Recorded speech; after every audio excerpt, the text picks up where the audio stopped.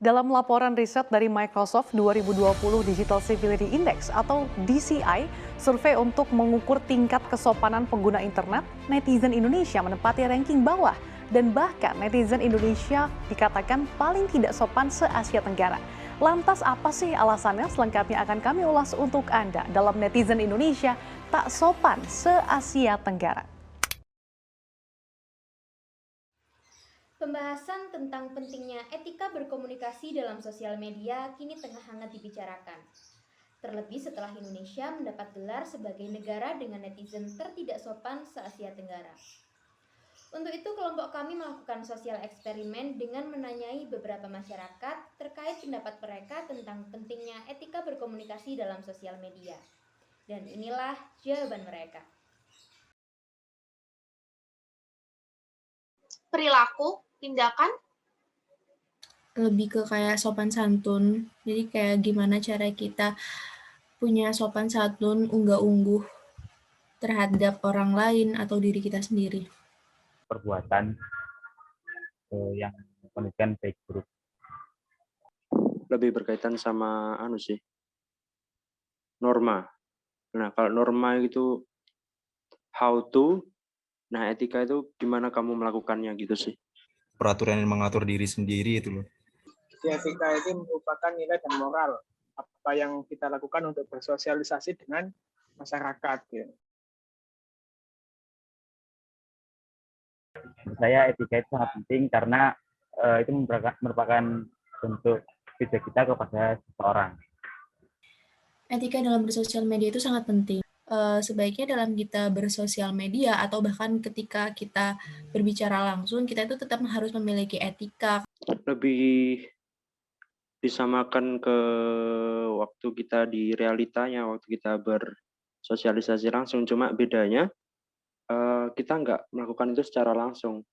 Yang namanya etika dalam media sosial juga seharusnya sama dengan etika bersosialisasi atau dengan masyarakat sekitar merupakan di dunia nyata. Etika sendiri dalam bersosial media sih menurut saya kayak kita mengomentari untuk beberapa postingan orang seperti itu kayak mengomentari secara positif gitu loh. Dalam artian kita memberikan hal positif untuk orang lain gitu. menurut aku sih di sosial media etika tuh kayak yang nggak menyinggung orang lain ya tata bahasanya.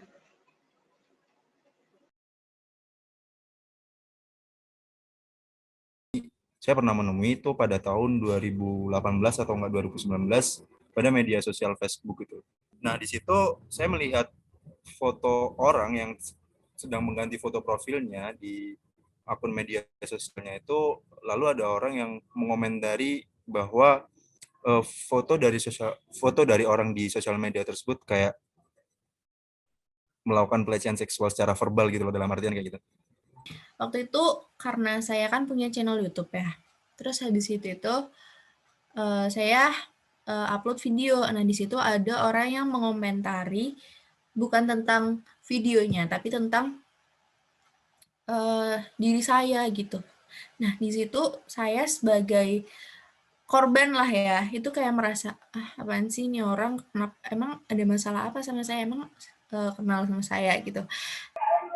Saya pernah melihat Instagram pernah juga pernah lebih ke penghinaan suatu karya. Kalau yang pernah aku temuin itu di kasus video klipnya yang Lex yang Raja Terakhir tuh kan dianggap sebagai plagiat dari MV luar negeri gitu kan. Nah, tapi para haters atau netizen julid itu tuh malah kayak mengolok-ngolok anaknya lah, yang dibilang anak haram lah atau apa, nyumpahin anaknya. Padahal yang harus dikritisi itu kan karyanya ya, bukan personalnya, kayak gitu sih. Yang cukup barbar ini di Twitter ya sebenarnya, di Twitter. Itu yang belum ketahui, bahkan banyak sekali orang yang menggunakan nama samaran. Dari akun itu mereka itu berani mengolok-olok siapapun, itu berani tentang siapapun berani. Tapi faktanya di dunia nyata, mereka ya menjadi ternyata anak introvert, anak rumahan, seperti itu juga menjadi hal 180 derajat terbalik. Ini. Itu bukan sesuatu yang memalukan itu menurut saya.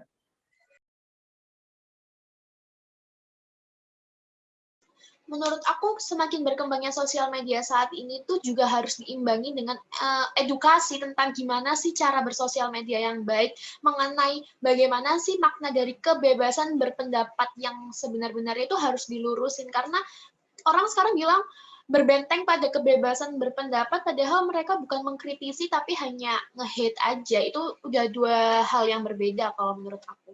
Kita sebagai netizen yang punya sikap atau etika yang baik itu bisa menahan jempol kita gitu, nggak yang sembarangan nulis yang bikin orang tuh bisa bikin sakit hati gitu. Hal tersebut memiliki positif dan negatif. Saya negatifnya itu dapat merusak mental seseorang. Untuk dampak positifnya itu bisa menjadi evaluasi diri bagi kita. Nah, seharusnya itu ya sama, di media sosial pun kita juga beretika dengan masyarakat, dengan orang lain itu menganggap mereka itu sama. Termasuk sopan santunnya kalau kepada orang yang lebih tua, seharusnya begitu. Sebenarnya baik atau buruk itu bagaimana cara kita menyampaikannya. Kalau misalkan hanya sebatas mengkritik, tapi gimana cara menyampaikannya secara menjelek-jelekan, menyerang lebih ofensif seperti itu kan bisa jadi menyinggung seperti itu. Miris banget gitu loh, karena di situ orang mengomentari foto orang lain dengan kata-kata yang tidak pantas untuk diucapkan maupun diketik gitu loh, sehingga kita melihat hal tersebut tuh kayak negatif banget gitu.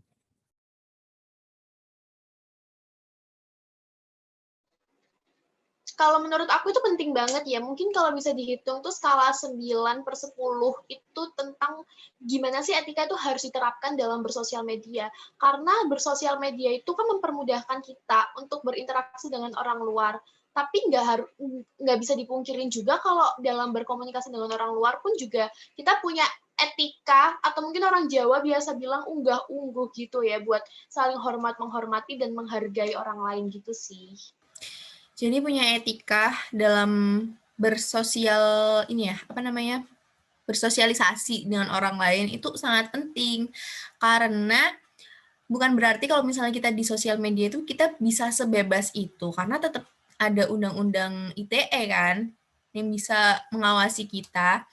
Kalau menurutku ya penting banget sih, malah kayak semua orang itu wajib untuk beretika di dalam sosial media, karena hal tersebut juga untuk menuntun sebuah pribadi atau sebuah personal untuk mengarah yang lebih baik gitu loh. Namanya etika berkomunikasi itu dimanapun sangat penting ya, nggak cuma di dunia sosial media, di dunia goib pun juga penting gitu. Bahkan orang yang suka bikin konten aja di dunia goib juga masih nuwun sewu, masih assalamualaikum, itu kan ya, nggak bareng-bareng ya, silakan jadi konten di YouTube gitu loh. Penting sekali sih, karena sekali lagi yang kita hadapi di media sosial itu kan nggak cuma satu arah, satu orang dan beberapa kalangan saja, tapi banyak orang bisa melihat apa yang kita ungkapkan, apa yang kita sampaikan seperti itu. Sosial media memang diciptakan untuk mempermudah mencari informasi dan juga berkomunikasi. Namun di luar sana masih banyak sekali yang menganggap bahwa etika berkomunikasi dalam sosial media itu tidak penting. Adanya berita hoax dan juga komentar negatif telah menjadi salah satu bukti nyata atas pelanggaran etika berkomunikasi tersebut. Mungkin mereka menganggap bahwa etika berkomunikasi itu hanya diperlukan saat berinteraksi secara langsung. Padahal dalam bersosial media kita juga harus tetap mengedepankan adanya etika berkomunikasi agar tidak terjadi perpecahan. Maka dari itu, sebagai generasi muda, kita harus bisa dengan bijak menggunakan sosial media. Kita harus menjaga ketikan kita demi kebaikan kita bersama. Pakai jempol ya, Wak, ngetik-ngetik ya kan. Nah, itu jempolnya ditahan, dijaga, jangan seenaknya ngirim gitu. Iya kan? Pesan saya kepada orang-orang yang aktif banget bermedia sosial pada saat ini, ya tolonglah dijaga ketikanya, tolonglah dijaga ucapannya. Semua orang mempunyai kelebihannya masing-masing, semua orang mempunyai kekurangan masing-masing, dan janganlah untuk mengomentari hal yang buruk di sosial media, sebarlah hal positif ke semua orang. Pesan saya, berikan feedback yang positif, dan jika ingin mengkritik, berikanlah kritik yang membangun. Kalau dari aku, buat kalian semua para pengguna sosial media, belajar dulu nih tentang bagaimana caranya menghargai dan menghormati orang lain, bagaimana cara mengkritisi yang benar, dan tentang apa sih kebebasan berpendapat itu harus dipahamin dulu, karena apa yang kalian anggap kebebasan berpendapat itu malah jatuhnya hate speech kalau kalian nggak tahu. Kalian nggak mau kan? Kalian atau keluarga kalian begitu kan? Jangan kayak gitu sama orang lain. Banyak-banyak istighfarlah atas segala dosa yang telah kau perbuat. Istighfarlah, wahai anak muda. Ya, terima kasih ya Mas Bayu. Terima kasih. Terima kasih.